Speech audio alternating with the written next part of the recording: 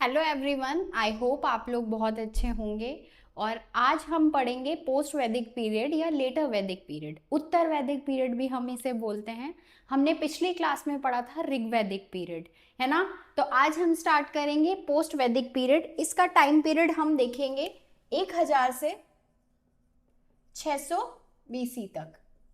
इससे पहले वाला टाइम पीरियड हमने ऋग्वैदिक पीरियड में देख लिया था। तो आज इसमें सबसे अच्छी बात ये है, जब वेद पुराण और ये सब लिटरेचर हमने देख लिए, ऋग्वेद लिख चुका है, ये सब देख लिए। सबसे पुराना वेद क्या था?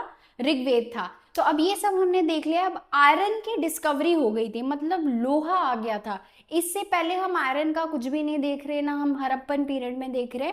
तो इस टाइम पे ये देखा गया कि आयरन की डिस्कवरी हो गई थी अराउंड 1000 BC के आसपास, 1000 BC के आसपास हो गई थी। अब इसकी वजह से क्या हुआ?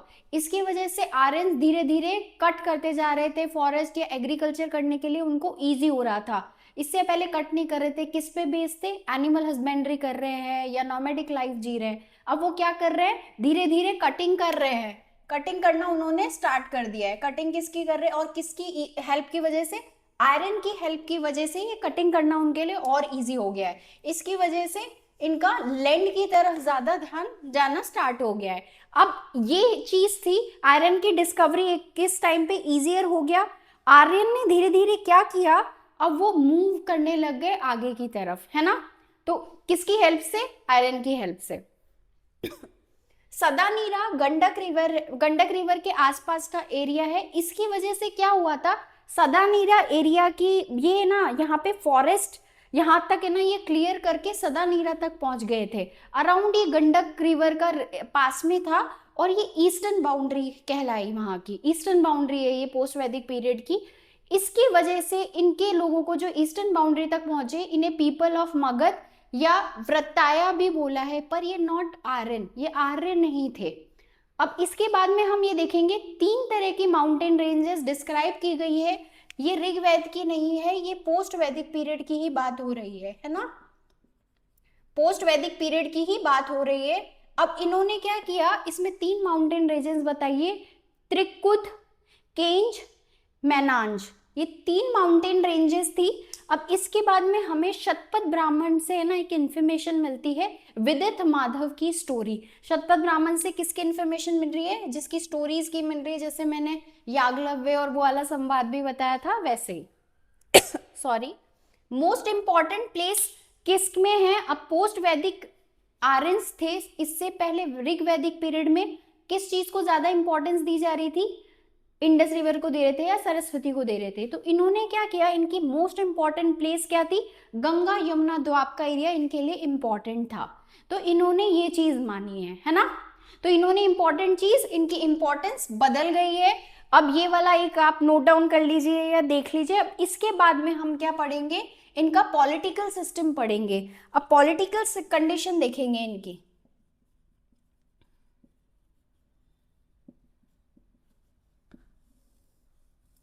अब पॉलिटिकल कंडीशन की बात हो रही है, सबसे पहला काम ही यहाँ आ गया है। इससे बहुत सारी चीजें बनती है, एग्रीकल्चर होता है ना। एक बार ये मेन इंपॉर्टेंट चीजें देखो। अब इसकी वजह से, आयरन की डिस्कवरी की वजह से क्या हो गया है? एग्रीकल्चर स्टार्ट हो गया है। पहले क्या हो रहा था? एनिमल हस्बेंड्री हो रही थी, है ना।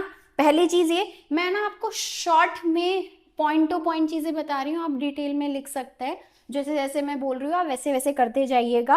अब क्या है, इसकी वजह से, आयरन की वजह से एग्रीकल्चर आया। एग्रीकल्चर हमें क्या देता है? हमें स्टेबिलिटी देता है। स्टेबिलिटी देने लग गया हमें एग्रीकल्चर। एग्रीकल्चर की वजह से स्टेबिलिटी आई। स्टेबिलिटी की वजह से क्या हुआ? लोग वहां सेटल होने लगे, है ना। इससे पहले नॉमेडिक लाइफ जी रहे थे। तो ये पॉलिटिकल सिस्टम का मेन चीजें चेंज में ये हुआ कि स्टेबिलिटी आई और पॉलिटिकल चीजें चेंजेस हुई। इसकी वजह से अब क्या हो रहा है? आयरन की वजह से एग्रीकल्चर की वजह से स्टेबिलिटी की वजह से थोड़ा बहुत सेटलमेंट, या इनसे क्या हो रहा है? सेटलमेंट हो रहा है। अब क्या है, ये रीजन बेस्ड होते जा रहे हैं, एक जगह टिक रहे हैं। नॉमेडिक लाइफ थी तो अभी एक जगह टिकने की इनकी बात हुई है। अब एक बार आप ये देखिए कि इनका क्या क्या चीजें देखी जाने लगी। पॉलिटिकल सिस्टम की बात हुई, आयरन और एग्रीकल्चर में की वजह से क्या हुआ, स्टेबिलिटी आई, स्टेबिलिटी की वजह से किसी जगह पे ही रुक रहे हैं। अब इसकी वजह से क्या होगा, अब है ना आयरन बन रहे हैं, तो आयरन की वजह से एक चीज और हो रहा है, वेपन्स बन रहे हैं, हथियार बन रहे हैं। हथियार की वजह से वॉर डिसाइड किए जा रहे हैं, हथियार बनेंगे तो वॉर भी होंगे, है ना। ये चीज अब कॉमन हो गई है। पहले वॉर किस पे हो रहे थे, सिर्फ ये मैं आगे के लिए बता रही हूँ कि वॉर सिर्फ गाय पे लड़े जा रहे थे, इनके पास में ना कोई स्टैंडिंग आर्मी रखते थे, ऐसा कोई सिस्टम नहीं था। अब आयरन से वेपन्स भी बनाएंगे, अगर ये ना टूल्स बना रहे हैं तो ये वेपन्स भी बनाएंगे, है ना। तो ये चीज डिसाइड होने लग गई। अब क्या हुआ, इसी में लार्ज जनपद बनने लगे,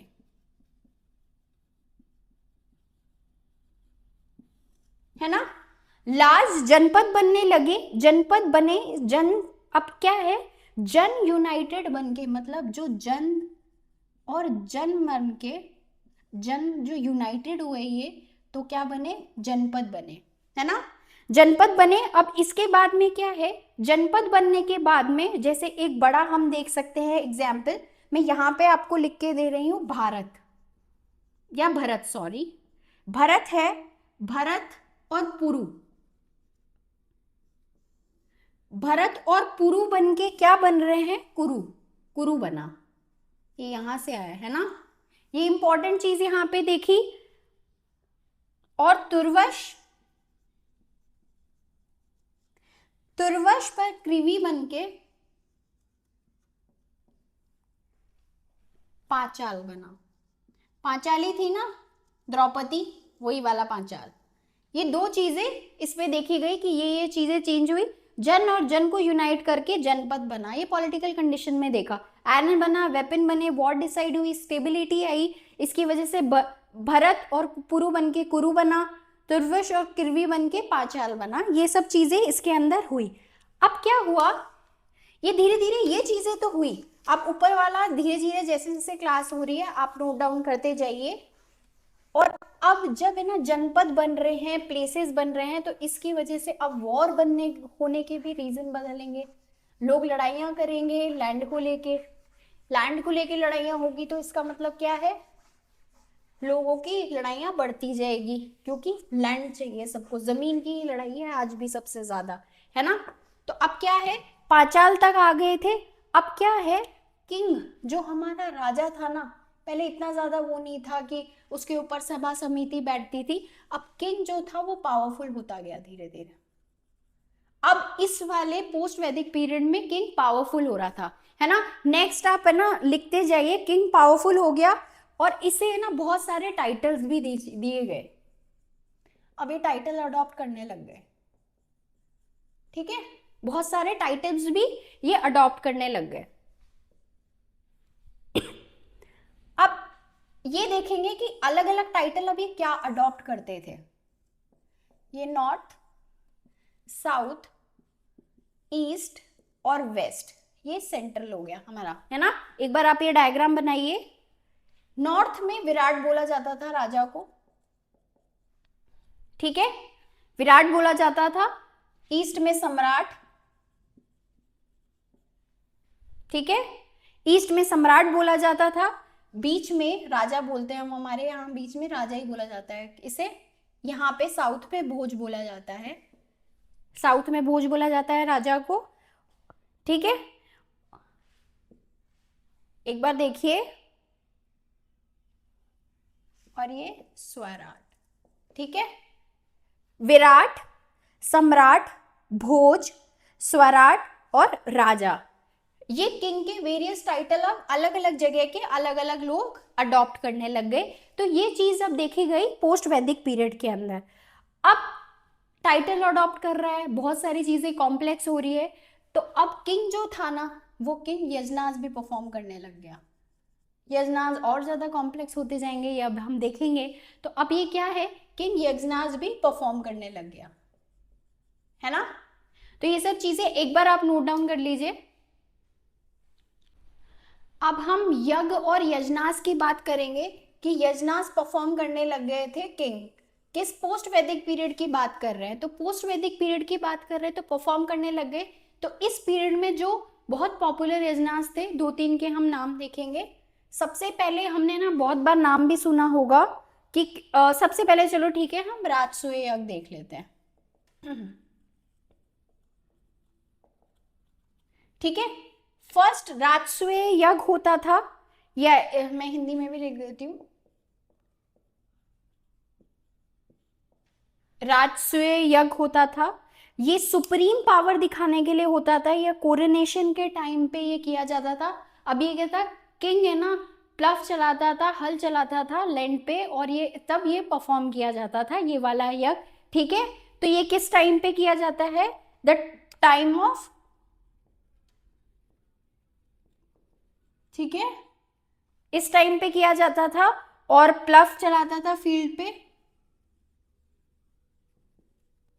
मैं थोड़ा बहुत की पॉइंट्स लिख रही हूं कि आपको याद रहे, और एवरी ईयर करता था ये। ठीक है, अब सेकंड कौन सा है हमारा, वाजपेयी यज्ञ। वाजपेयी यज्ञ, ठीक है, सेकंड हमारा ये वाला यज्ञ होता था, ये कंडक्ट कराया जाता था। इसमें क्या होता था, हॉर्स की रेस होती थी, हॉर्स की रेस होती थी, और इसमें है ना किंग का चैरियट भी जाता था, और ऑलवेज मतलब हमेशा ये होता था कि किंग का वही जीतता था। तो इसमें वाजपेयी यज्ञ में होता था, फिर वो यज्ञ परफॉर्म करते थे। अब थर्ड है हमारा सबसे फेमस, हमें पता है, अश्वमेध यज्ञ, जिससे रामायण में भी हमने देखा कि लव कुश है ना, भगवान राम का है ना रोक लेते हैं वो घोड़ा। इसकी वजह से क्या होता है, जो घोड़ा रोकता था ना, उन्हें वॉर करना पड़ता था, युद्ध करना पड़ता था, वही अश्वमेध यज्ञ। और इसमें यह था कि वो अपनी सुपरियोरिटी दिखा रहे थे कि हम सबसे पावरफुल किंग हैं। तो इस यज्ञ ये परफॉर्म इसलिए करते थे कि हम और बड़े राजा बन जाए, और बड़े हम सम्राट बन जाए, ये वाला इनका कंसेप्ट था। अब ये क्या है, अश्वमेध यज्ञ।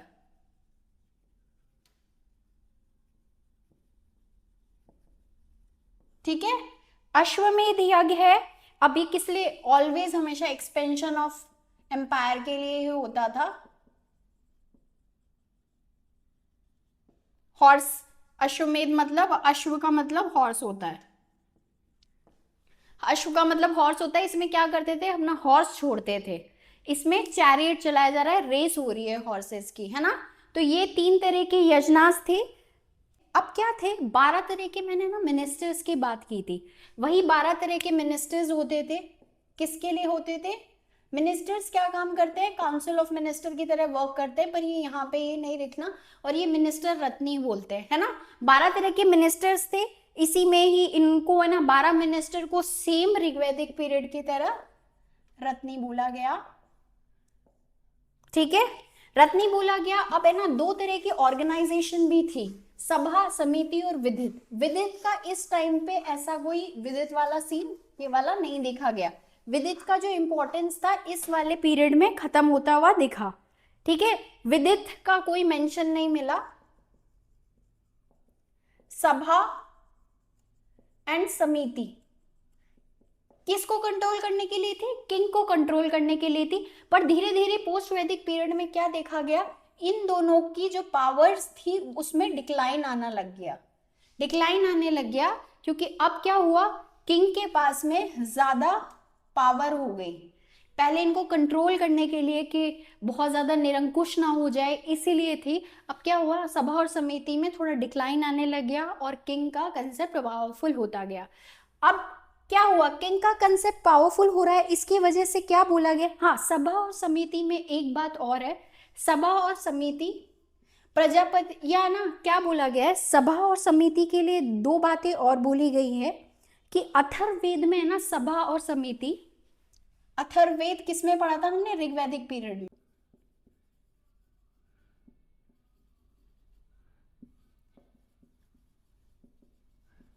प्रजापति की 2 डॉटर्स हैं,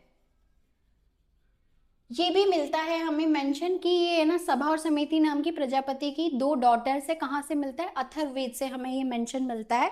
अब हमने ना 12 इनकी पावर्स की भी बात की थी कि किंग की पावर धीरे धीरे बढ़ती जा रही थी। अब बढ़ती जा रही थी तो मतलब ये अपने ना यज्ञ भी करवा रहे हैं कि खुद को पावरफुल शो करने के लिए, खुद को पावरफुल शो करने के लिए जब ये यज्ञ करा रहे हैं तो मतलब किंग पावरफुल हो रहा है। तो इनकी डिवाइन थ्योरी ऑफ किंगशिप वाला कंसेप्ट हमें देखने को मिल रहा है, डिवाइन थ्योरी ऑफ किंगशिप,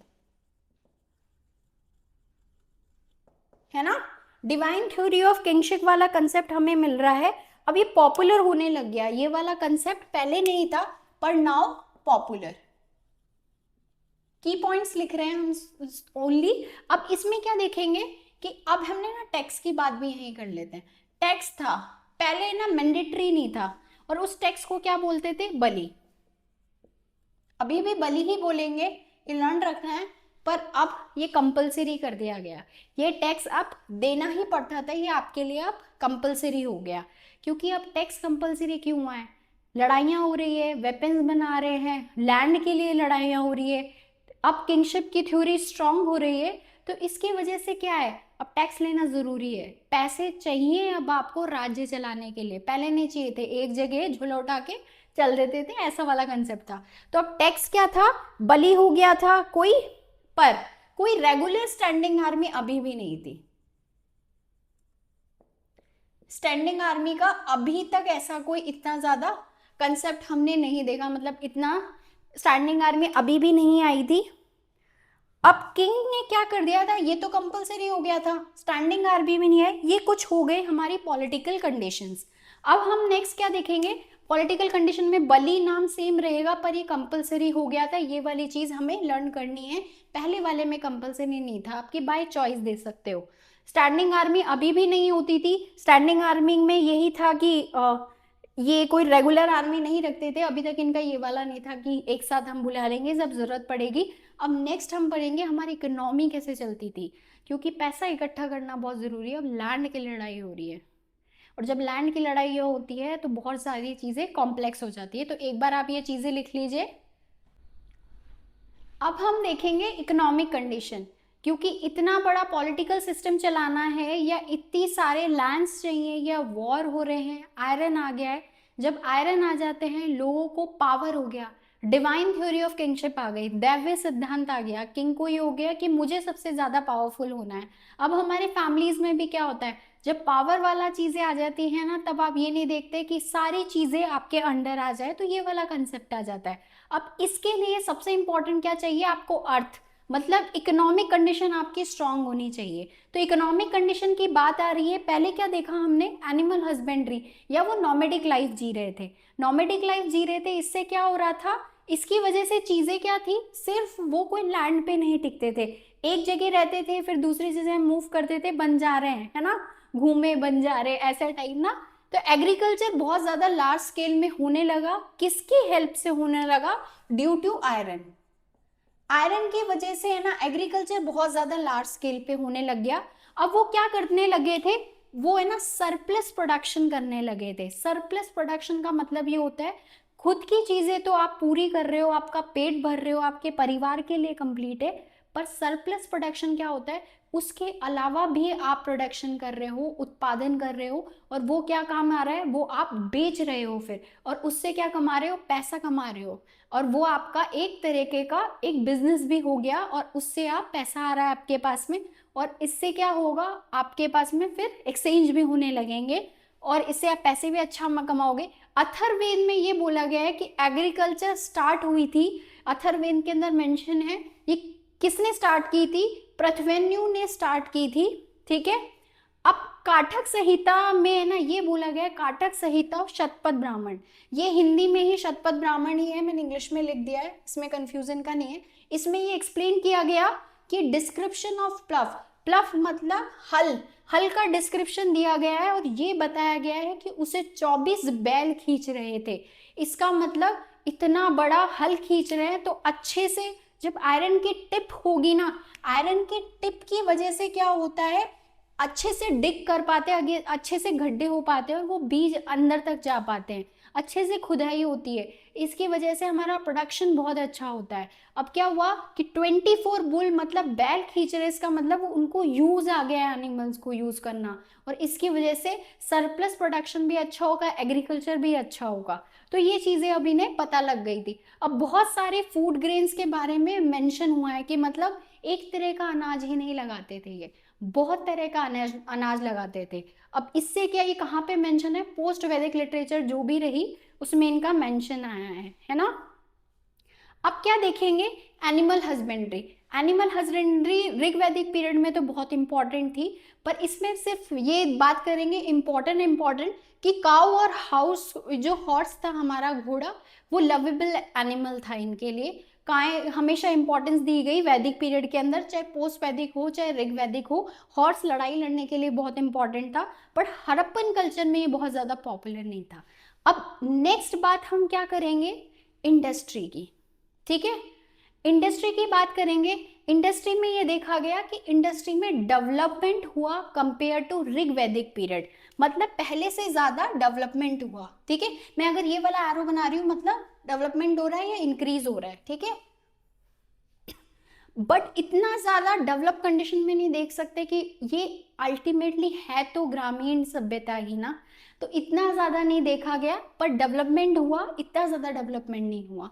पर इतना कर लेते थे कि सरप्लस प्रोडक्शन कर लेते थे बेचने के लिए। सरप्लस मतलब ज्यादा बना रहे हैं, इसका मतलब आप एक्सचेंज कर रहे हो चीजों का, आप है ना एक्सचेंज कर रहे हो या इंपोर्ट एक्सपोर्ट कर रहे हो, तो ये चीजें होने लग गई थी सरप्लस प्रोडक्शन में। सम इंडस्ट्रीज भी थी, अर्थफेयर इंडस्ट्री भी बनी, सम इंडस्ट्रीज के एग्जाम्पल हमने यहाँ पे देखे है ना, अर्थफेयर इंडस्ट्री भी बनी। अब इसके बाद में मेटल इंडस्ट्री भी देखी गई, मेटल का यूज आ गया, आयरन आ गया, तो मेटल इंडस्ट्री भी देखी गई। ठीक है, पहले ऋग्वैदिक में इतनी सारी इंडस्ट्रीज नहीं देखी गई। कॉटेज इंडस्ट्री,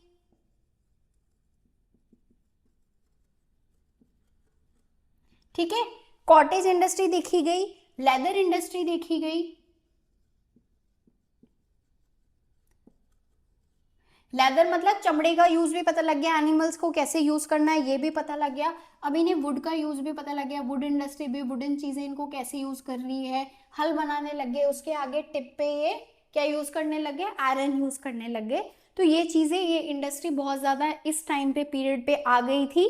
तो ये सब चीज़ा था इंडस्ट्रियल डेवलपमेंट का। अब इसके बाद में हमें क्या देखना है, अब इनका ट्रेड कॉमर्स कैसा था, एक बार आप इसको नोट डाउन कर लीजिए, या इंपॉर्टेंट क्या है। अथर्ववेद में क्या मेंशन है, आयरन लार्ज स्केल में था। शतपथ ब्राह्मण में प्लफ का डिस्क्रिप्शन है कि 24 बुल खींच रहे थे, बहुत तरह के फूड ग्रेन्स थे। एनिमल हस्बेंड्री में 2 एनिमल सबसे इंपॉर्टेंट थे। इंडस्ट्री में सरप्लस प्रोडक्शन होता था, इंडस्ट्रियल डेवलपमेंट था पर इतना ज़्यादा नहीं था। और ये कुछ इंडस्ट्रीज है। ठीक है, अब हम क्या देखेंगे, ट्रेड एंड कॉमर्स देखेंगे।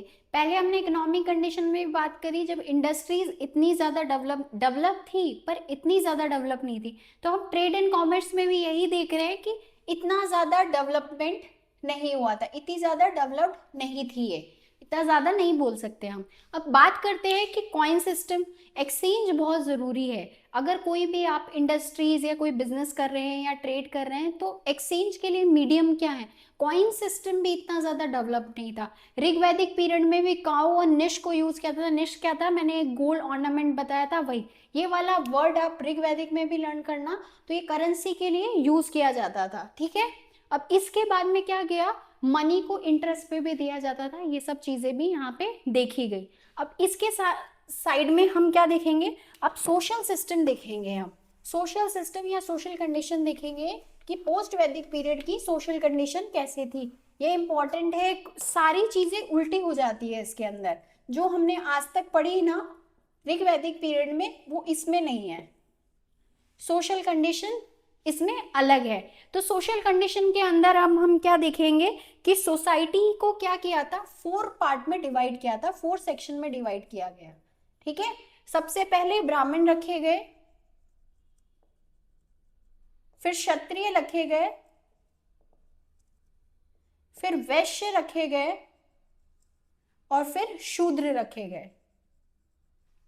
सबसे ज्यादा इंपॉर्टेंस ब्राह्मण्स को दी गई, फिर क्षत्रिय, फिर वैश्य, फिर शूद्र। ब्राह्मण के लिए बोला गया कि मुख से हैं, शोल्डर से बोला गया कि ये क्षत्रिय है। वैश्य के लिए ये जंघा से बोला गया और पैरों वाला पार्ट शूद्र से बोला गया। ये वाला कंसेप्ट हम इसमें पोस्ट वैदिक पीरियड में हम देख रहे हैं, ठीक है। अब 4 सेक्शन सोसाइटी में ये कर लिया। अब इन्होंने ये बोला था बाय प्रोफेशन नहीं है। मैंने एक एग्जाम्पल दिया था कि मैं एक पोइट हूँ, मेरे फादर डॉक्टर है, फिजिशियन है और मेरी माँ ग्राइंडर है, पर इसमें ये वाला कंसेप्ट नहीं देखा गया। अब इन्होंने बोला ये जो भी है 4 सेक्शन ऑफ सोसाइटी है, ये क्या है, अब ये बाय बर्थ हो गया है, बाय कर्मा या ऑक्यूपेशन नहीं है, बाय बर्थ देखा गया। ये बहुत बड़ा चेंज हुआ हमारे सोशल स्ट्रक्चर में, है ना, बाय बर्थ हुआ। अब ईच कास्ट का जो तो प्रोफेशन था ना वो फिक्स्ड हो गया। जो आप पैदा हुए हो ना, आपके पापा ब्राह्मण हैं या पूजा पाठ करते हैं तो आपको वही काम करना पड़ेगा, ये चीज फिक्स हो गई थी बाय बर्थ से। अगर आप योद्धा हो, आप राजा हो, तो राजा का बेटा राजा ही बनेगा, ये हेरिडिटरी हो गया, ये आपका प्रोफेशन है, बाय बर्थ ही आपका ये फिक्स्ड हो गया था प्रोफेशन। तो ये चीज अब देखी जाने लगी सोशल कंडीशन में पोस्ट वैदिक पीरियड में। कास्ट और गोत्र अब दिए जाने लगे। कास्ट एंड गोत्र वाला सिस्टम है ना अब बहुत ज्यादा डोमिनेट हो गया। कास्ट और गोत्र अब देखे जाने लगे कि अब ये वाले वर्ड है ना, गोत्र वाला वर्ड अब है ना बहुत ज्यादा यूज होने लगा, ठीक है। ये वाला चीजें अब देखे जाने लगी। अब धीरे धीरे साथ में लिखते जाइए। अब जो वैश्य थे और जो क्षत्रिय थे, ठीक है, अब क्या थे, वैश्य और शूद्र।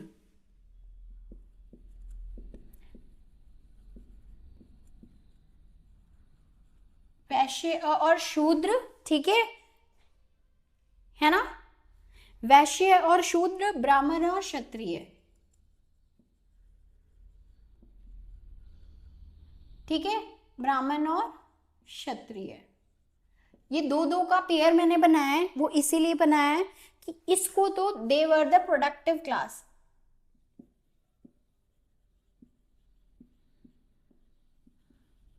ठीक है। ये तो प्रोडक्टिव क्लास है और ये कौन सी क्लास थी, ये नॉन प्रोडक्टिव थी। अल्टीमेटली तो यही थी कि ये जो लास्ट वाला शूद्र था वो सर्व करता था तीनों क्लास को, और क्या था, ब्राह्मण है ना पूजा पाठ और ये सब भी कराते थे। प्रोडक्शन में वैश्य है, ट्रेडर्स है या जैन और ये सब जो लोग थे बिजनेस करते हैं, ये प्रोडक्टिव क्लास होती है। वर्क भी यही कर रहे हैं, एग्रीकल्चर भी ये कर रहे हैं, ब्राह्मण पूजा पाठ करा रहे हैं और ये लड़ रहे हैं, तो इसे नॉन प्रोडक्टिव क्लास बोला गया और इसे प्रोडक्टिव क्लास बोला गया, ठीक है। ये 2 पार्ट में डिवाइड किए गए। अब ये आप एक बार नोट डाउन कर लीजिए, फिर नेक्स्ट चीज मैं लिखती हूँ। और इन्हें ना अलग अलग नेमों से भी बोला गया।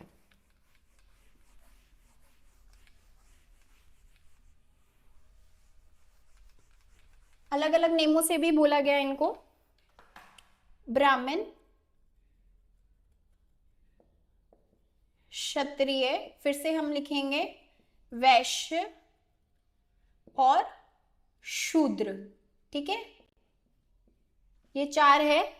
ब्राह्मण को अदाय बोला, साथ के साथ आप लिखते जाइए, ब्राह्मण को अदाय बोला, क्षत्रिय को बलिहर, ठीक है। इसे अनस्त बलिकृत, एक बार आप लिखते जाइए।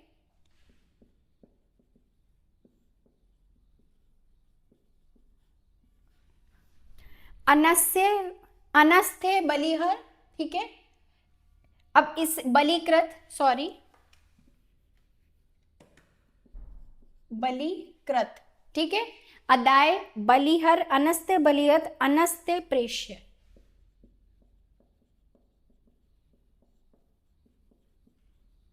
ठीक है।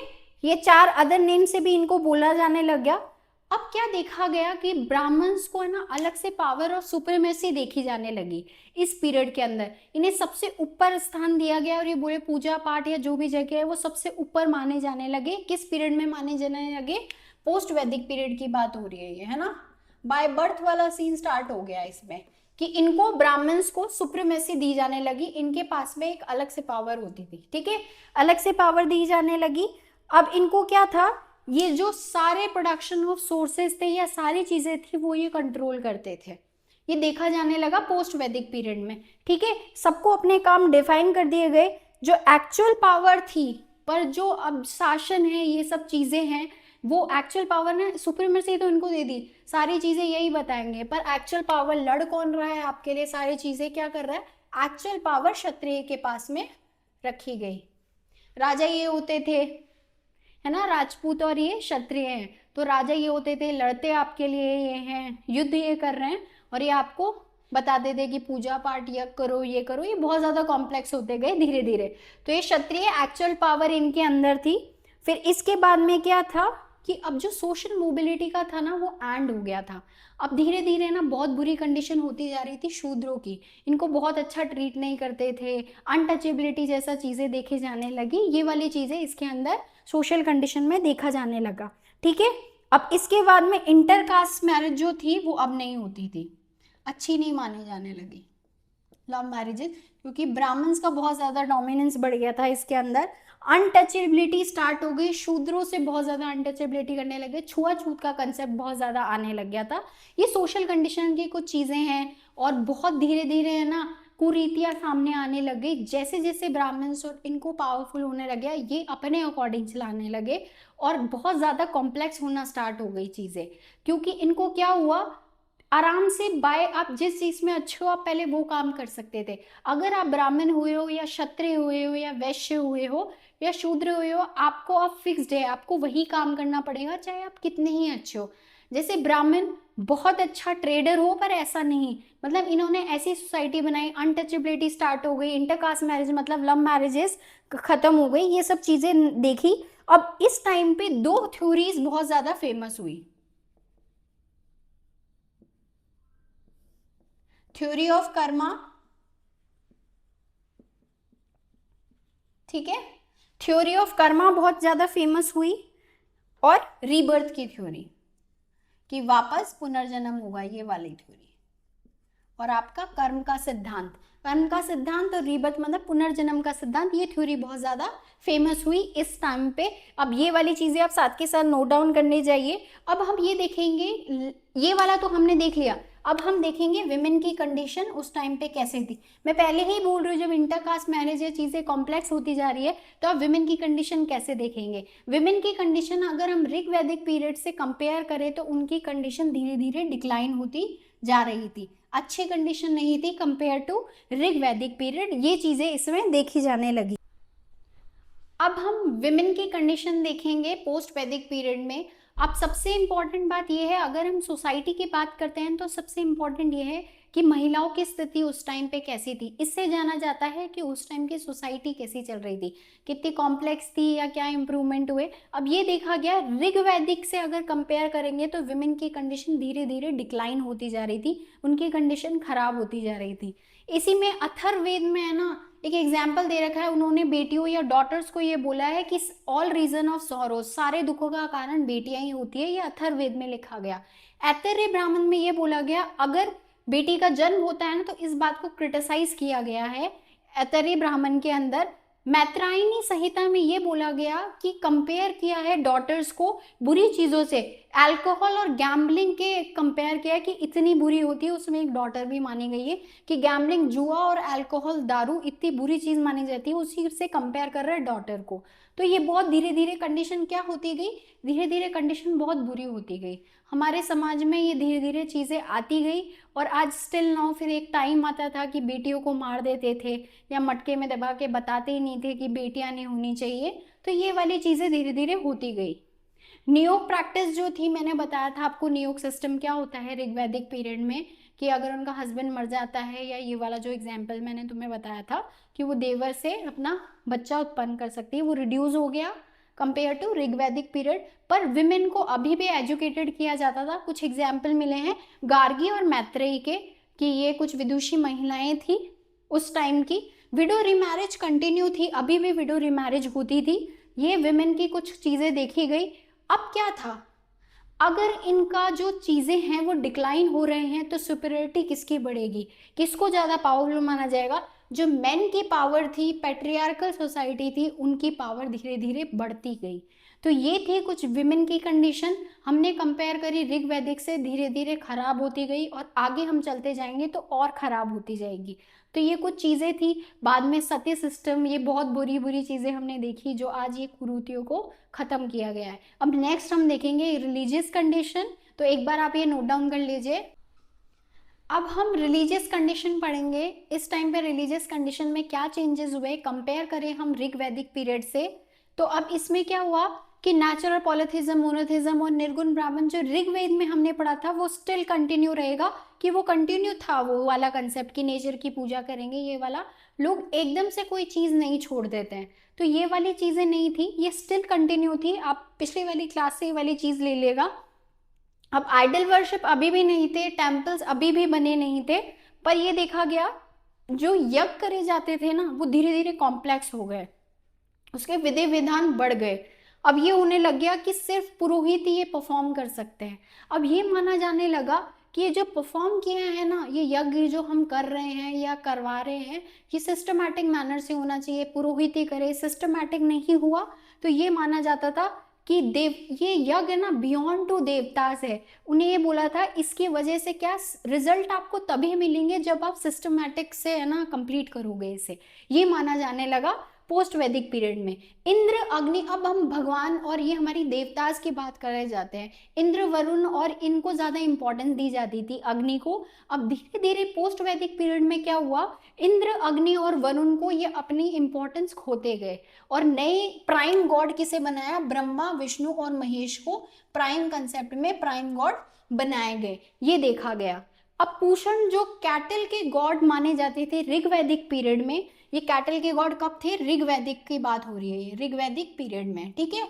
पर अब ये गॉड ऑफ शूद्रास हो गए थे पोस्ट वैदिक पीरियड में, ठीक है, पोस्ट वैदिक में हो गए थे ये, तो ये माना जाने लगा, ठीक है। अब ये बोला गया कि यज्ञ जो परफॉर्म किए जा रहे हैं वो इतने ज़्यादा कॉम्प्लेक्स हो गए थे, तो इसके बारे में बहुत ज़्यादा बोलने लग गए कि इसको है ना अलग अलग चीज़ों से अलग अलग बोला गया कि यज्ञ बहुत ज़्यादा कॉम्प्लेक्स हो गए, इसके अलग अलग रिएक्शन आए, सोसाइटी में ना इस चीज़ का बहुत फ़र्क भी पड़ा। तो इसके बारे में यज्ञ में ये बोला गया मुंडक उपनिषद के अंदर,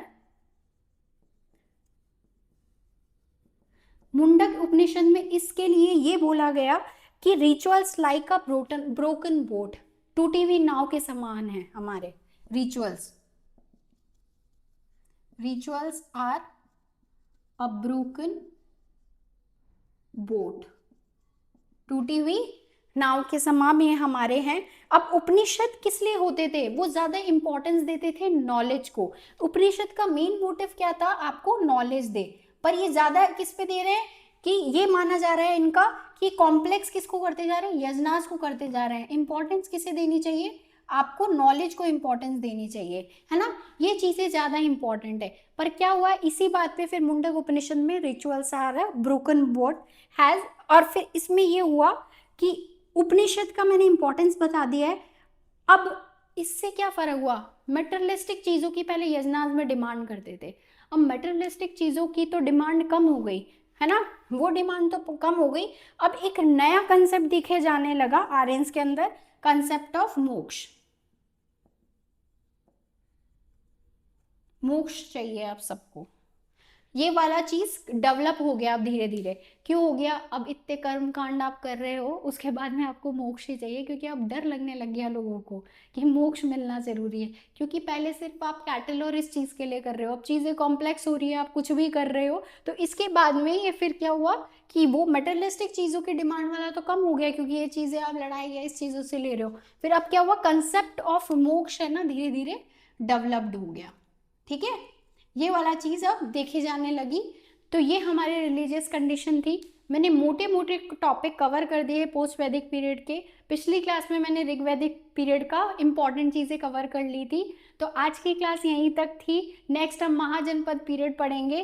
तो यूं ही आप मेरा चैनल देखते रहिए। Thank you for watching. हंसते रहिए, मुस्कुराते रहिए और देखते रहिए मेरा चैनल। Thank you.